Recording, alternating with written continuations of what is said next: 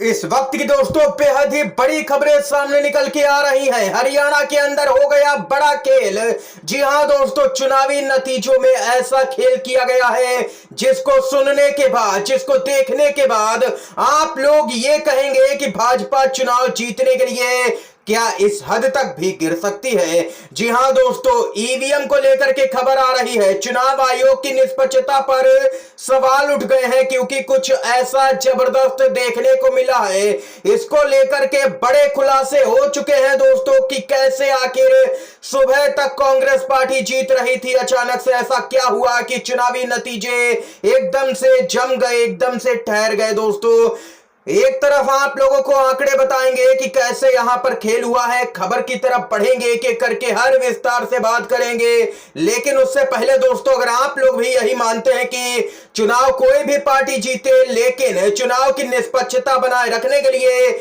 EVM के बजाय ballot paper से चुनाव होना चाहिए ताकि हमारे देश का लोकतंत्र पूरी तरह से बचा रहे, तो अभी इस वीडियो को लाइक कीजिएगा दोस्तों और कमेंट बॉक्स में hashtag we support ballot paper जरूर ही कमेंट कीजिएगा। सीधे खबर की तरफ बढ़ते हैं। सबसे पहले दोस्तों, आप लोगों को कुछ जरूरी आंकड़े बता दें। यहां पर जो आंकड़ा आया है सामने निकल के, वोट परसेंटेज की यहां पर बात करेंगे। बीजेपी को 39% के करीब वोट परसेंटेज मिला है चुनाव आयोग के आंकड़ों के अनुसार, लेकिन कांग्रेस पार्टी के खाते में 40.24% का वोट गया है। यानी कि वोट परसेंटेज ज्यादा है कांग्रेस का और सीटें ज्यादा दिखाई जा रही हैं भाजपा की। इस पर भी सवाल खड़ा हुआ दोस्तों। सोशल मीडिया पर कई लोगों ने अपनी राय रखी है। ईवीएम पर सवाल खड़े हो रहे हैं, चुनाव आयोग पर भी और रिटर्निंग ऑफिसर पर भी। कर दी ना ईवीएम से छेड़छाड़, दिखा दिया ना अपना असली रंग। भाजपा को लेकर के सोशल मीडिया पर भड़के लोग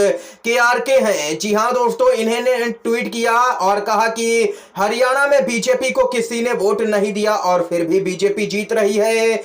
यह चुनाव आयोग का खेल है।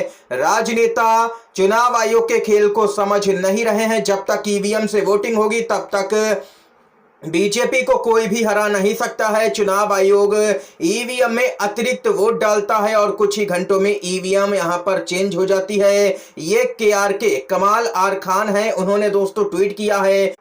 हंसराज मीना ने ट्वीट किया और कहा कि ईवीएम हटाओ लोकतंत्र बचाओ, ये बात मैं आज से नहीं पिछले 10 सालों से बोल रहा हूं। हैशटैग बैन ईवीएम, ये हंसराज मीना का कहना है। दोस्तों, अब आप लोग कहेंगे कि कांग्रेस हरियाणा में हार रही है और जम्मू कश्मीर में गठबंधन जीत रहा है, तो ईवीएम पर सवाल कैसे खड़े किए जा रहे हैं। शायद आप लोगों को याद होगा कि अखिलेश यादव ने भरी संसद में बयान जारी किया था कि हम यहां पर यूपी के अंदर जबरदस्त सीटें जीते हैं और हम चाहे 80 की 80 सीटें भी यूपी के अंदर जीत जाएं, फिर भी हमें ईवीएम पर भरोसा नहीं होगा, ईवीएम पर भरोसा नहीं किया जा सकता। यह अखिलेश यादव ने भरी सदन में यहां पर कहा था, जिससे कि साफ होता है कि कांग्रेस जीते या भाजपा जीते, लेकिन सबसे बड़ा सवाल यही है कि क्या लोगों का भरोसा ईवीएम पर है। एक अन्य यूजर ने यहां पर कहा है कि भाजपा ने ईवीएम में खेल कर दिया है। और वहीं दोस्तों, पंखुड़ी पाठक हैं, कांग्रेस की यहां पर नेता हैं, उन्होंने ट्वीट किया और जबरदस्त खुलासे किए हैं एक के बाद एक। हरियाणा से खबर है कि कांग्रेस ज्यादा सीटों पर आगे है। चुनाव आयोग की वेबसाइट अपडेट नहीं हो रही है, यहीं पर खेल किया जा रहा है। यह क्लोज चुनाव का परसेप्शन बनाने के लिए किया जा रहा है। वोट परसेंटेज में भी कांग्रेस आगे है। विनेश फोगाट 4500 वोट से यहां पर आगे है। इलेक्शन कमीशन रिजल्ट देर से अपलोड यहां पर कर रहा है, अपडेट ही नहीं कर रहा है। महिला विरोधी तत्वों की खुशी, रिजल्ट अपडेट होते ही मिट्टी में मिल जाएगी। पंखुड़ी पाठक ने अगले ट्वीट में कहा है कि जब भाजपा हार रही होती है तो दो काम होते हैं, काउंटिंग धीरे कर दी जाती है, चुनाव आयोग की वेबसाइट अपडेट होनी बंद हो जाती है। यही हरियाणा में भी हो रहा है। चिंता न करें, कांग्रेस सरकार बना रही है। और वहीं दोस्तों, कांग्रेस के नेता पवन खेड़ा ने कहा कि ऐसा पहली बार हो रहा है कि चैनल अपने रिपोर्टर के आंकड़े नहीं बल्कि चुनाव आयोग के आंकड़े दिखा रहे हैं और चुनाव आयोग के आंकड़े 4 या 5वें राउंड के हैं, जबकि हमारे कंट्रोल रूम से 11 या 12 राउंड के आंकड़े आ चुके हैं। 4 राउंड के बाद विनेश फोगाट को पीछे दिखाया गया, लेकिन 9 राउंड के बाद वो यहां पर 5200 वोटों से आगे हैं, ये पवन खेड़ा का कहना है। क्या यहां पर चुनाव आयोग खेल की तैयारी कर रहा है? आखिर जो यहां पर नतीजे आ रहे हैं उनको अपडेट क्यों नहीं किया जा रहा है? कई तरह के सवाल हैं कि गोदी मीडिया इसमें क्या भूमिका निभा रहा है, क्योंकि जब भी रुझान आते हैं, नतीजे आते हैं, तो गोदी मीडिया चुनाव आयोग के आंकड़ों को नहीं दिखाता है। लेकिन आज ऐसा क्या हो रहा है कि गोदी मीडिया अपने यहां पर पत्रकारों के आंकड़ों के बजाय चुनाव आयोग के आंकड़ों को तवज्जो दे रहा है। हरियाणा में पिछड़ी यहां पर कांग्रेस तो जबरदस्त तरीके से भड़की है चुनाव आयोग पर। हरियाणा में विधानसभा चुनावों के नतीजों की घोषणा हो रही है और देरी को लेकर के कांग्रेस पार्टी ने चुनाव आयोग पर गंभीर आरोप लगाए हैं। पार्टी नेताओं का कहना है कि चुनाव आयोग जानबूझ करके डेटा को धीरे धीरे अपडेट कर रहा है, जिससे नतीजों में पारदर्शिता को खतरा पैदा हो रहा है। कांग्रेस के नेता जयराम रमेश ने कहा कि चुनाव आयोग की वेबसाइट पर चुनावी रुझानों को जानबूझ करके धीमी गति से साझा किया जा रहा है। इससे यह आशंका व्यक्त की जा रही है कि भाजपा प्रशासन पर दबाव बनाने की कोशिश कर रहा है। उन्होंने आगे कहा है कि यह प्रक्रिया मतदाताओं के अधिकारों का हनन कर रही है और चुनावी प्रक्रिया की विश्वसनीयता को प्रभावित कर रही है। जयराम रमेश ने चुनाव आयोग से अनुरोध किया है कि वह नतीजों को तेजी से और सही तरीके से साझा करे ताकि मतदाता और जनता का विश्वास बना रहे। और इस बीच कांग्रेस की नेता सुप्रिया श्रीनेत ने भी इस मुद्दे पर अपनी राय व्यक्त की है। उन्होंने कहा है कि ये ट्रेंड बदलेगा। चुनाव आयोग की वेबसाइट डेटा अपडेट नहीं हो रहा है, हमारे डेटा में कांग्रेस आगे चल रही है, तस्वीर पलटेगी। उधर कांग्रेस के नेता पवन खेड़ा ने भी कहा है कि हम अपने एजेंट से अपील करते हैं कि अपने अपने पोलिंग सेंटर्स पर डटे रहें। यह भाजपा की बड़ी साजिश है ताकि यहां पर पोलिंग एजेंट जो हैं वो चले जाएं, भाजपा खुलेआम यहां पर बेईमानी कर सके। ये सब कुछ साजिश के तहत में किया जा रहा है।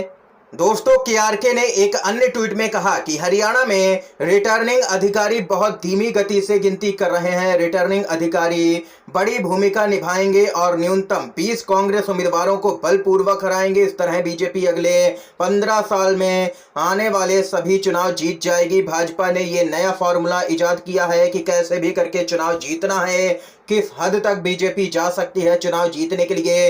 इन खबरों को देख करके आप लोग दोस्तों अंदाजा लगा सकते हैं चुनाव आयोग में किन यहां पर अधिकारियों की नियुक्ति की जाएगी। इसको लेकर के केंद्र सरकार ने कानून में ही परिवर्तन कर दिया। सीजीआई को कमेटी से इसीलिए बाहर किया गया था और यहां पर कैबिनेट के मंत्री को इसीलिए शामिल किया गया था ताकि यहां पर अपने मनमाने अधिकारी को चुनाव आयोग में नियुक्ति दिलवाई जा सके और चुनाव परिणामों को यहां पर प्रभावित किया जा सके। जो रिजल्ट आ रहा है हरियाणा का, अगर वो है तो इस देश का लोकतंत्र और चुनाव प्रक्रिया बहुत बड़े खतरे और साजिश का शिकार है, क्योंकि कई तरह के सवाल खड़े हो जाते हैं। कांग्रेस पार्टी को इस पर कोई ना कोई ठोस कदम उठाना ही चाहिए, क्योंकि सभी चीजें यहां पर भाजपा के ही पक्ष में हैं। एक तो केंद्र सरकार की एजेंसियां और उसके बाद में चुनाव आयोग का खेल, उसके बाद में ईवीएम का खेल, हर तरीके से यहां पर भाजपा को कहीं ना कहीं से बढ़त मिलती हुई नजर आ रही है। दोस्तों, वोट परसेंटेज कांग्रेस का ज्यादा, यानी कि सीधे शब्दों में कहा जा सकता है कि वोट कांग्रेस पार्टी को ज्यादा पड़े, लेकिन यहां पर सीटें भाजपा की बढ़ी हुई दिखाई जा रही हैं। इसीलिए यहां पर जबरदस्त तरीके से देख सकते हैं कि अचानक से आंकड़ों में परिवर्तन देखने को मिला। जो कांग्रेस पार्टी यहां पर 75 सीटों से भी ज्यादा शुरुआती रुझानों में आगे थी, वो अचानक से आधी सीटों पर आ गई है। और भाजपा जो 10 से 12 सीटों पर ही आगे थी, वो अचानक से यहां पर 50 के करीबन पहुंच गई। आखिर ऐसा कैसे? कई तरह के सवाल हैं। आप लोगों की क्या कुछ राय है? आप लोग ईवीएम पर भरोसा करते हैं या फिर नहीं? कमेंट बॉक्स में अपनी जो भी राय हो बताइएगा दोस्तों, और इसके साथ ही वीडियो को शेयर कीजिएगा ताकि आप सभी के दोस्त भी